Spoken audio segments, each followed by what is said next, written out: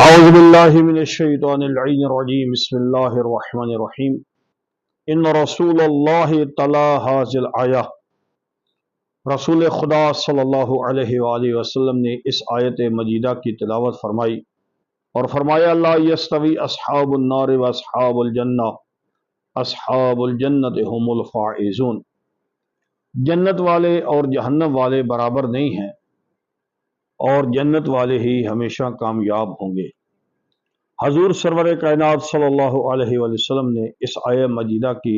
تشریح و تفسیر فرماتے ہوئے ارشاد فرمایا، فقال، حضرت ارشاد فرمایا اصحاب الجنت من اطاعنی وسلم لعلی بن ابی طالب علیہ السلام بعدی۔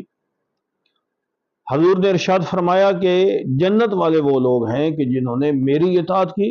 اور میرے بعد میرے بھائی علی ابن ابی طالب پر اسلام لائے اور ان کی مدد فرمائی۔ وَأَقَرَّ بِوِلَایَتِهِ،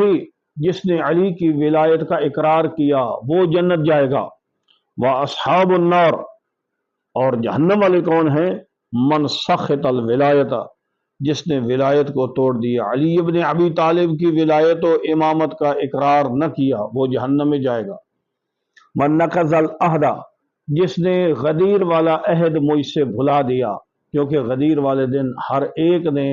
یہ عہد کیا تھا کہ علی ہمارا امام ہے، علی ہمارا رہنما ہوگا، لیکن رسول خدا صلی اللہ علیہ وسلم کی وفات کے بعد علی ابن ابی طالب کی ولایت کو بھلا دیا گیا اور رسول خدا کے ساتھ کیا ہوا عہد بھی توڑ دیا گیا۔ وَقَاتَلَهُ بَعْدِي، اور جس نے علی کے ساتھ میرے بعد جنگ کی وہ جہنم والے ہیں۔ یعنی جنت والے وہ ہیں کہ جو علی کی ولایت کا اقرار کرتے ہیں اور علی کا ساتھ دیتے ہیں، اور جہنم والے وہ ہیں کہ جو علی کی امامت و ولایت کا انکار کرتے ہیں اور جو علی کے ساتھ جنگ کریں گے یہ